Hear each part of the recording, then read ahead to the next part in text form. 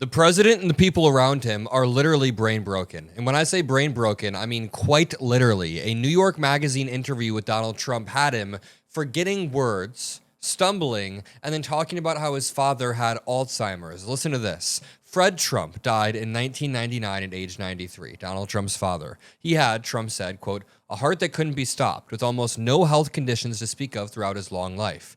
He had one problem, Trump said. At a certain age, about 86, 87, he started getting, what do they call it? He pointed to his forehead and looked to his press secretary for a word that escaped him. Alzheimer's, Levitt said.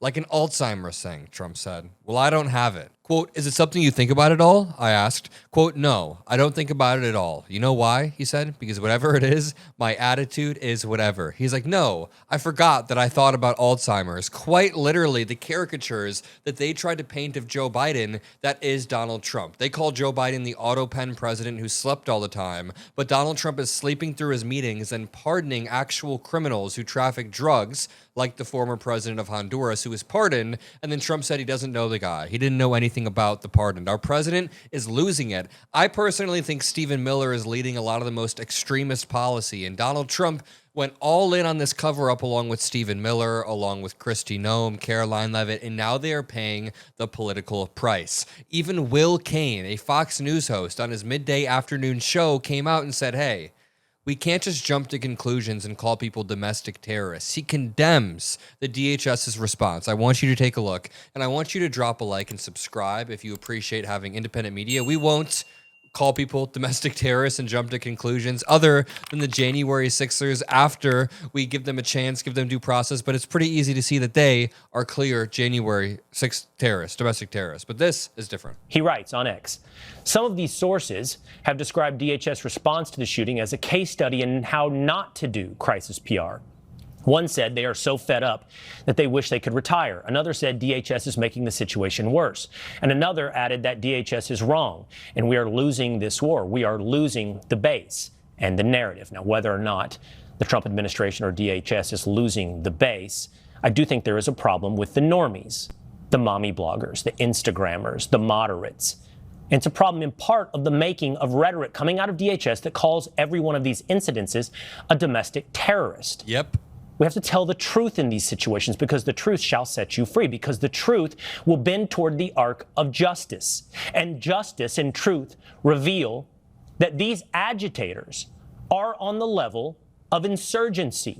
And then he kind of falls back into the right-wing talking points, but for a moment he admits that the onus of escalation is not falling on Tim Walz and Mayor Jacob Frey, as Donald Trump claims, but it's falling on the DHS, the press secretary, Kristi Noem, the people that are saying these are domestic terrorists. That is only inflaming things, and that's why Caroline Levitt came out today during her press conference and tried to distance herself from Kristi Noem's rhetoric, if you saw my video earlier. Now, ICE is beginning to lose basically everything. Trump went all in on funding ICE, on emboldening ICE, on giving them more money than most national militaries and masks, so they are emboldened and aggressive. Trump went all in on understaffing the agencies that would ideologically screen ICE agents, so then radical right-wingers are getting in ICE and abusing people, and now ICE is facing the consequences. Trump is facing the consequences. Trump is humiliated because of ICE. Steven reports news. A group of about 10 Senate Democrats are lining up behind a list of asks for changes at the Department of Homeland Security, including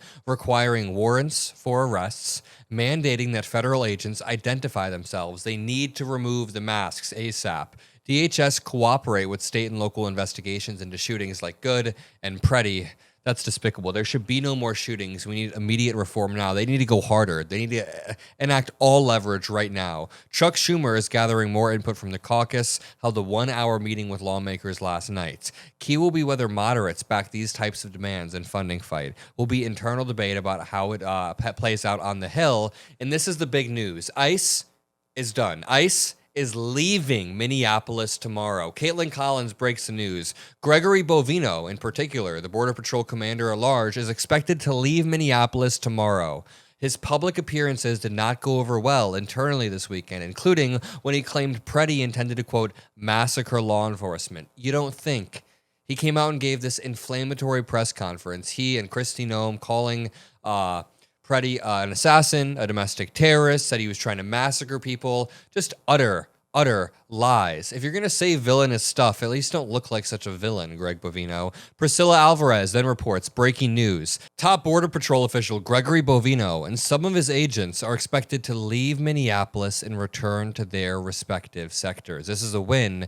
This is people power. Earlier today, a GOP Minnesota governor candidate, a Republican candidate, dropped out of the race and said, I cannot support the National Republican stated retribution on the citizens of our state. Now, Trump is the one who said he is going to bring retribution to Minnesota and Minneapolis, and this Republican candidate, who represents Jonathan Ross, the guy who murdered Renee Good, now says ICE is too much for him. Sarah Longwell from The Bulwark points out, I would offer that Alex Preddy putting his body with his hands up between a woman and the Border Patrol agent who had just violently shoved the woman into the snow offers stark competing visions of manhood. Preddy, a nurse caring for veterans who took a full face of pepper spray to shield that woman, is a much more masculine ideal of a man than the masked coward shoving the woman and executing a man on his knees. MAGA may venerate the latter, but most people in a healthy society would want to be the former. Remember, J.D. Vance and Stephen Miller, right after Alex Preddy was shot, said,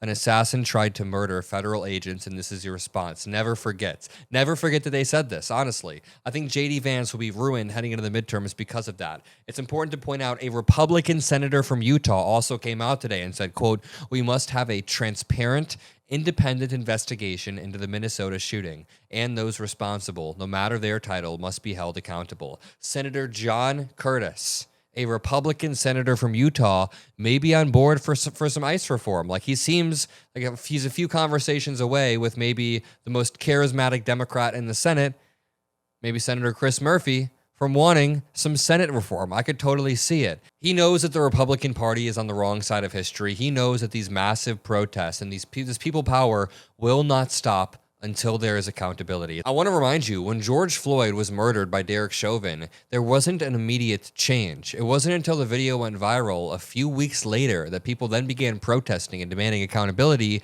Then Derek Chauvin went to prison. So we need to keep demanding accountability. Trump wants you to think people like this are paid agitators. Damn! Just chill. Okay. I'm fine. I didn't breathe anything. I'm just angry. I'm 7 years old, fucking angry. 70-year-old U.S. citizen, and he's angry. He then disappears into a cloud of smoke.